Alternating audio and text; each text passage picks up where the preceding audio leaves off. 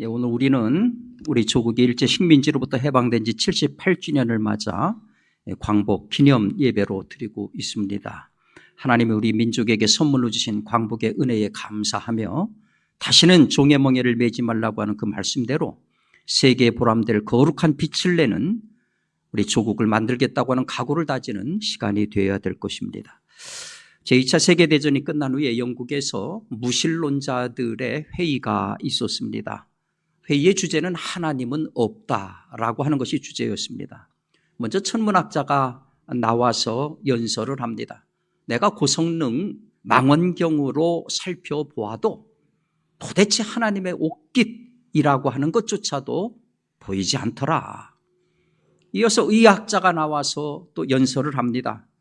기독교는 영혼이 있다고 하는데 내가 수백 수천 건의 시신을 부검해 보았지만은 도대체 영혼을 발견할 수가 없었다. 두 사람의 공통적인 주장은 그겁니다. 하나님은 존재하지 않는다. 그 연설을 앞에서 듣고 있던 할머니가 손을 들고서 질문을 합니다. 저 천문학자님, 제가 질문이 한 가지 있는데요. 그 고성능 망원경으로 바람이 보이던가요? 바람 보이지 않습니다. 아니, 바람도 못 보는 망원경으로 어떻게 하나님이 보이겠어요? 그 다음에 의사 선생님, 그렇게 시체 해부를 많이 했다고 했으니까 그러면 아내와 자식을 사랑하는 그 사랑은 어디 있던가요? 아무런 대답을 할 수가 없었습니다. 그런데 여러분, 이런 얘기를 이 4차 산업혁명을 이끌고 있는 첨단의 과학을 이끌고 있는 과학자들에게 똑같이 한다고 하면은 그분들도 인정을 할까요? 오늘 우리 시대를 지배하고 있는 것이 과학주의입니다. 사이언티즘, 과학주의. 이 과학주의라고 하는 게 뭐냐? 한마디로 과학만이 인간의 인식체계를 주도할 최고의 가치이고 이 세상의 모든 문제는 과학으로 설명할 수 있다. 이렇게 보는 견해가 바로 사이언티즘, 과학주의입니다. 그러니까 한마디로 말하면은 이들에게는 하나님이라고 하는 존재는 애당초부터 있지도 않았고 인간들이 만들어낸 허상에 불과하다. 흔히 과학이 발달하면서 과학자가 아니더라도 일반인들도 다 그런 생각을 가지고 있어요. 모든 것들을 다 눈에 보이는 것, 이성적으로 설명이 가능한 것만 수용을 합니다. 왜냐하면은 그것 이치에 맞고 상식에 맞지 않는 것들은 수용을 안 하는 거예요. 자, 그러면 그런 거죠. 우리 이성 아니면 상식, 이 모든 것이 모든 것들을 그렇게 정확하게 판별해낼 수 있는 영원불변의 잣대가 맞는가? 우리들이 전부 오감이라는 게 있어요. 시각, 청각, 후각, 미각, 촉각. 대부분은 이와 같은 5가지의 감각을 가지고 판단하고 결정을 하죠. 문제는 뭐냐면 이 감각들이 완전하지 않다는 거예요. 예를 들어서 우리 시각이 있어요.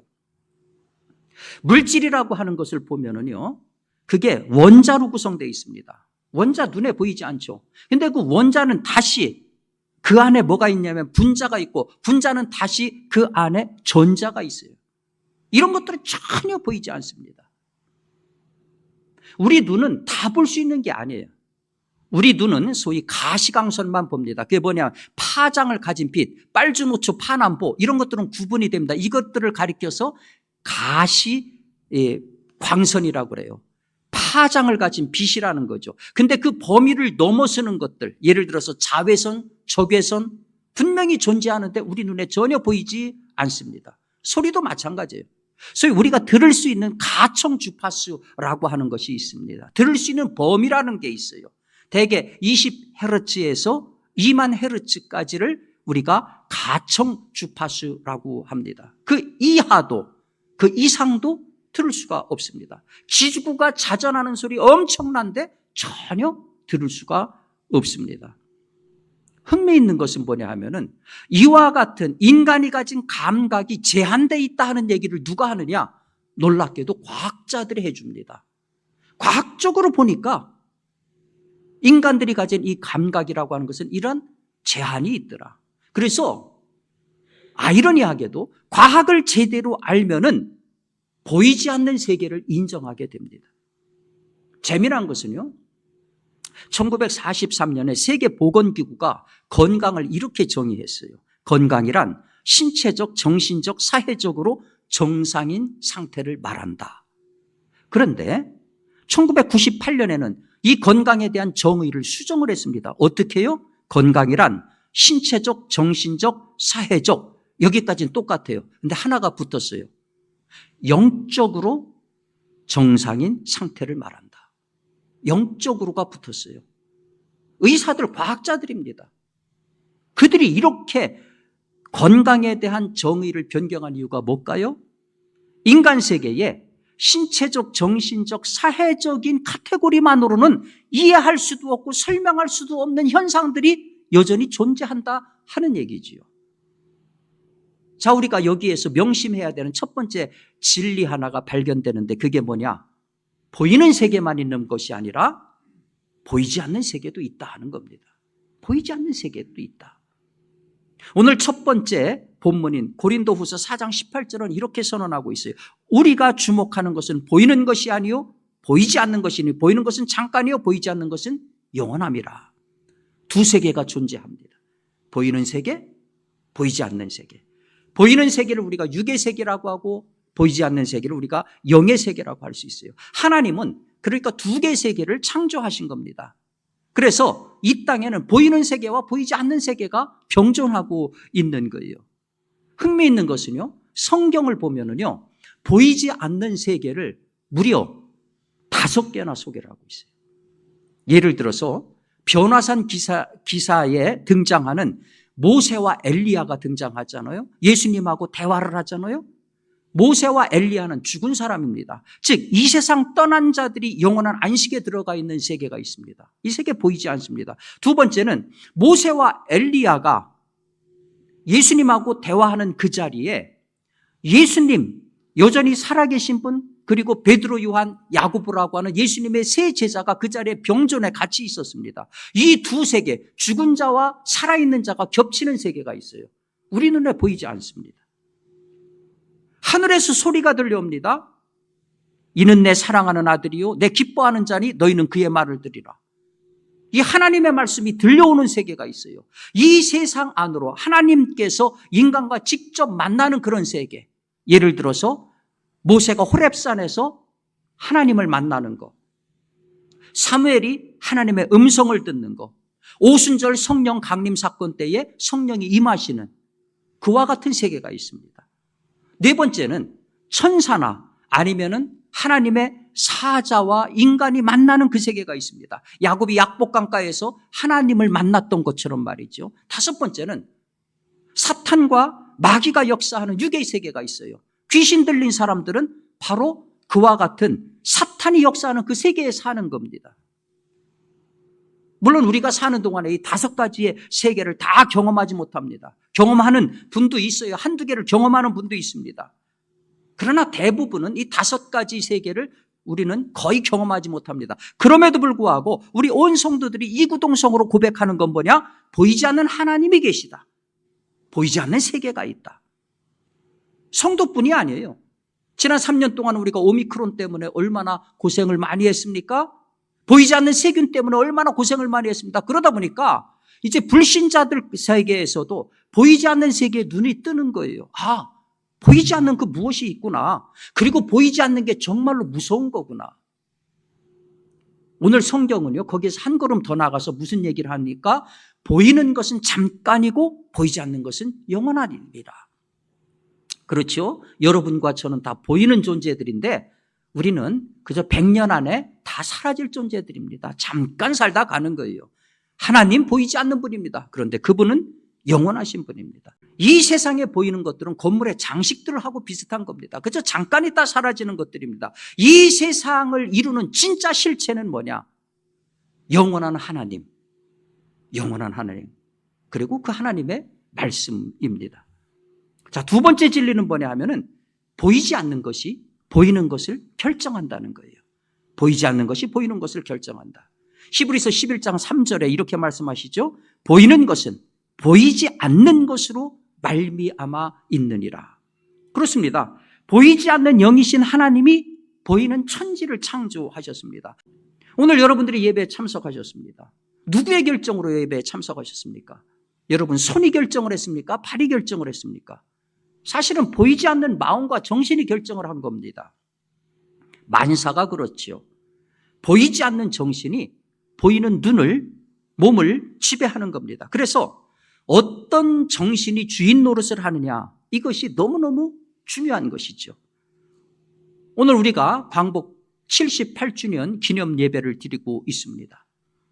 그날이 오면은 삼각산이 일어나 더동실 춤이라도 추고 한강물이 뒤집혀 용서 숨칠 그날이 이 목숨이 끊기기 전에 와주기만 할 양이면 심훈이 피를 토하면서 오매불망하던 광복의 날이 왔을 때에 삼천리가 기쁨과 감격의 홍수를 이뤘습니다. 그로부터 78년이 지난 오늘, 그런데 사실 일제 36년 식민지 아픔을 직접 몸으로 겪은 분은 거의 없습니다. 진짜 어르신들 빼놓고는 우리 가운데에도 대부분의 분들이 식민지 아픔을 직접 겪지 않았습니다.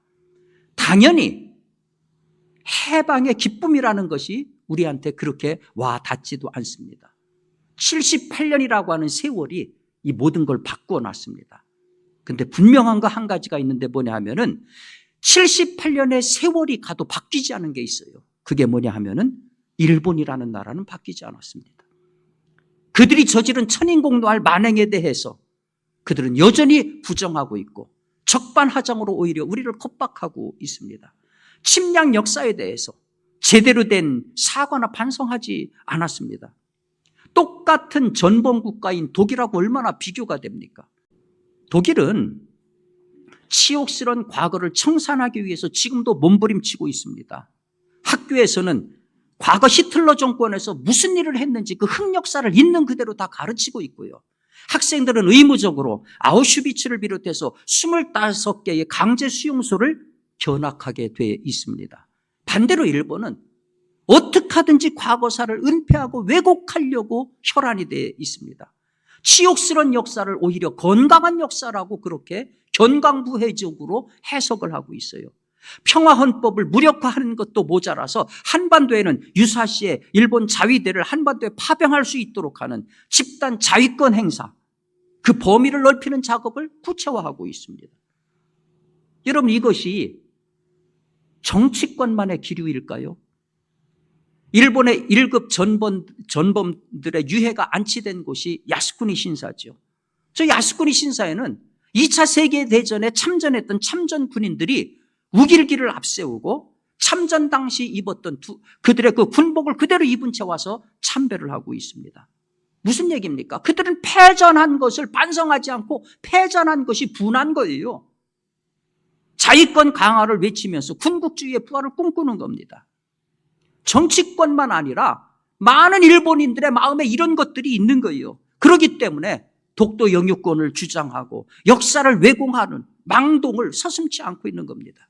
도대체 이런 일본의 무례함, 집단적인 기억 상실증과 같은 행동들을 우리가 어떻게 이해를 해야 될까요? 여러분은 혹시 일본의 연호가 변경된 걸 알고 계십니까? 일본은 연호라고 하는 것을 써요. 2019년 5월 1일부로 헤이세이에서 레이와로 일본의 연호가 바뀌었습니다. 이 레이와라고 하는 게 무슨 뜻이냐면은 지금 보시는 것처럼 한문으로는 영화죠. 일본 사람들은 저거를 아름다운 질서 이렇게 번역을 했습니다. 그래서 영어로 beautiful harmony 이렇게 바꿨어요. 그런데 beautiful harmony 얼마나 멋있는 말입니까? 그런데 BBC나 뉴욕 타임스 같은 상당수의 해외 언론들은 이 레이와를 beautiful harmony로 옮겨 적지를 않고 command and harmony 혹은 order and harmony 이렇게 표기를 했습니다. 그러니까 영이라고 하는 것을 일본 사람들은 아름다움이라고 했는데 외국 언론에서는 이걸 지시나 명령으로 해석을 한 거예요. 이게 뭘 의미할까요?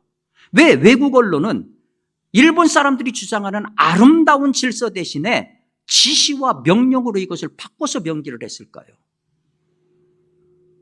일본 사람들은요, 옛날부터 자신들의 나라를 화자죠. 와로 지칭하며 대화혼, 즉 야마토다 마시를 일본의 정신으로 삼았습니다. 야마토다 마시, 우리말로 하면 대화혼이죠. 대화혼. 이게 무슨 뜻이냐? 이 와로 단결된 집단 정신, 개성보다는 협동, 부분보다는 전체를 중시하는 단결심을 의미합니다. 또 적군에 대해서 힘으로 굴복시키고 위기 앞에서 발휘되는 용맹성과 돌격정신, 희생정신, 임무를 위해서는 죽음을 불사하는 정신. 무엇보다도 이것이 바로 천황제의 국수주의 사상입니다. 그렇기 때문에 전쟁 때 목숨을 마다하지 않고 그냥 폭탄을 안고 가미가제 특공대처럼 뛰어드는 거예요. 그 기본적인 정신이 바로 이 대화원입니다. 이에 따라서 조선 병탄은 물론 아시아 침략 당시 나라 위에서 기꺼이 몸을 바치라고 하는 일본 군인 정신을 부추겼던 단어가 바로 이 대화원이었던 겁니다. 그런데 여기 그 와라고 하는 것은 자기 자신을 뜻하는 아하고 발음이 똑같아요. 무슨 말이냐? 개인으로서의 나를 국가하고 동일시하는 의미가 이 와에 들어가 있다는 겁니다. 그래서 나는 곧 집단이자 곧 국가인 거예요. 따라서 일본에게 있어서는 집단을 벗어난 나라고 하는 것은 존재할 수가 없는 겁니다. 반면에 주변국은 와가 아니에요. 당연히 와의 세계로 편입시켜야 되는 대상입니다. 그렇게 편입시켜서 통일시키는 것이 아름다운 질서인 거예요. 따라서 무력을 써서라도 주변국을 와의 질서, 곧 일본의 질서로 불종시키려고 하는 그 강요로 시도하는 것, 이것이 그들의 생태다 하는 거죠. 그러니까 한마디로 뭡니까? 그들이 연호로 내세운 이 레이와라고 하는 것은 그들은 뷰티풀 하모니라고 얘기했지만은 그 속내는 뭐냐면은 일본 중심의 질서로 편입시키겠다는 의미를 담고 있습니다. 그러니 외국 언론이 이런 속내를 알기 때문에 레이와를 아름다운 질서 대신에 order and harmony, command and harmony로 그렇게 이름을 붙인 거지요. 여러분, 보이지 않는 정신이 보이는 것을 만드는 거예요.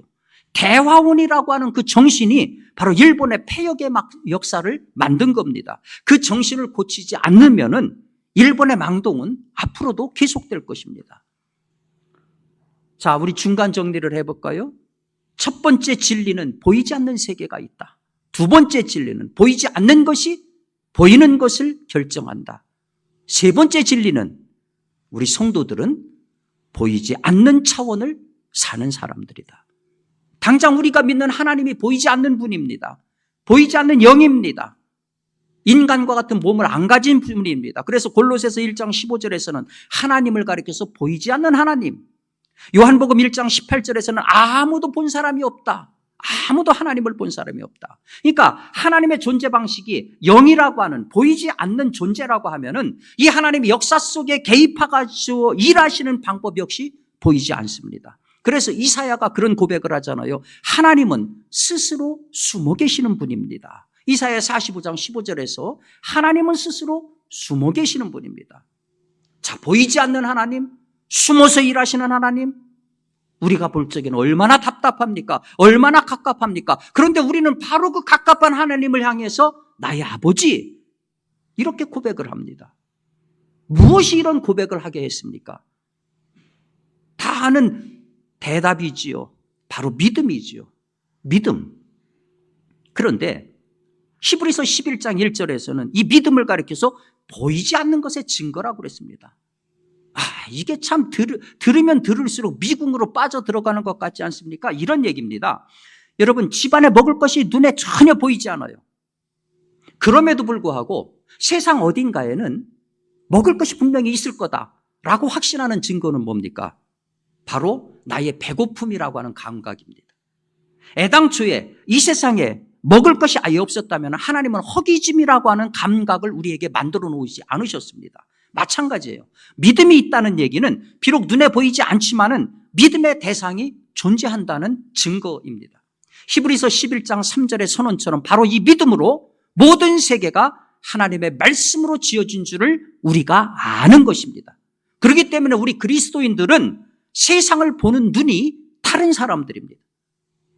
사실 해방된 지 78년이 지났지만은 그래서 한각의 기적이라고 하는 엄청난 발전을 이룬 것이 사실이지만 그러나 여전히 정치적으로, 경제적으로, 정신적으로 우리는 완전한 해방을 이루지 못한 것이 우리 현실입니다. 객관적으로 보면은 우리를 둘러싸고 있는 강대국들, 군사력이나 경제력에서 미국이나 중국이나 러시아나 일본하고 우리가 상대가 되지 않습니다. 그들은 솔직히 우리에게는 엄청나게 두려운 거인들입니다. 마치 가나안을 정탐하고 돌아온 10명의 보고서 내용하고 똑같지요. 그들의 몸은 거대하고 그들의 성은 견고하고 그들의 무기는 우리하고 비교가 안 됩니다. 그래서 정치, 경제 전문가들은 하는 얘기가 우리가 부국강병해야 됩니다. 북한 핵과 맞서서 우리가 핵무장도 해야 됩니다. 다들 일리가 있는 주장입니다. 진짜 평화를 원한다고 하면은 누구도 무시할 수 없는 힘을 길러야 되지요. 그런데 여러분, 이 보이는 힘만이 다일까요? 이스라엘이 40년 광야 유랑이 끝나도록 계속해가지고 광야에서 머물고 있었던 것이 들어가야 될 가나안의 7족속이 너무 강해서입니까? 이스라엘이 방황했던 것은 그들의 부정적인 정신과 불신앙 때문이었습니다. 우리가 일제의 식민지의 이 치욕을 반복하지 않으려면 당연히 정치, 군사, 경제 모든 면에서 힘을 길러야 됩니다. 동시에 보이지 않는 정신의 힘, 영의 힘을 길러야 됩니다. 이 이코노미스트 특파원으로 우리나라에 와 있었던 다니엘 튜터라고 하는 영국 사람이 우리나라에서 머물고 있는 동안의 경험을 책으로 냈는데 기적을 이룬 나라, 기쁨을 잃은 나라라고 하는 책입니다. 거기 이런 내용이 있습니다. 한국은 경제적으로 완전히 성숙한 나라지만 부패 문제에서 많은 후진국이다. 한국인들은 끝없는 경쟁심과 성공한 사람처럼 보여야 한다는 생각에 쉬는 시간을 값비싼 오락과 향락에 쏟아붓는다.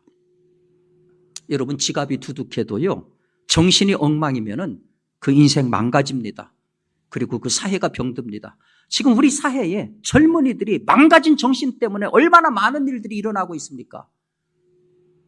우리가 못 살던 때 이런 일들이 전혀 없었습니다. 정신이 망가진 거예요. 보이지 않는 세계, 보이지 않는 하나님을 부인하고 보이는 세계에만 집착하고 눈에 손에 잡히는 물화에만 우리가 집착하면은 그 인간 망하고요, 그 나라 망하고요, 그 정신과 민도는 가난해질 수밖에 없습니다. 사랑하는 여러분, 역사의 주인은 하나님이세요. 그 하나님이 해방을 선물로 주시고 우리 민족을 여기까지 인도하셨습니다. 이 하나님의 시선을 이 땅에 붙들어 매는 연결고리가 누구냐? 바로 우리 교회고 우리 성도들입니다. 나라가 없으면 신앙의 자유 없습니다. 이걸 알기 때문에 우리 예수 믿는 사람들은 애국자일 수밖에 없어요. 새벽마다 나라와 민족을 위해서 기도하는 사람이 누가 있습니까? 우리 성도들 외에 누가 있습니까? 우리 성도들은 우리 조국의 정신과 영적 전쟁의 최전방을 책임지는 군대입니다. 여러분, 성도들이 애국한다는 건 거창한 게 아니에요. 있는 자리에서 끊임없이 조국을 위해서 기도함으로 하나님의 시선을 이 땅에 묶어놓는 거예요. 오늘 광복 78주년을 맞이해서 해방의 기쁨을 주신 하나님께 감사하면서 나라 사랑의 정신을 되새기는 귀한 우리 성도들 되시기를 주님의 이름으로 축원합니다.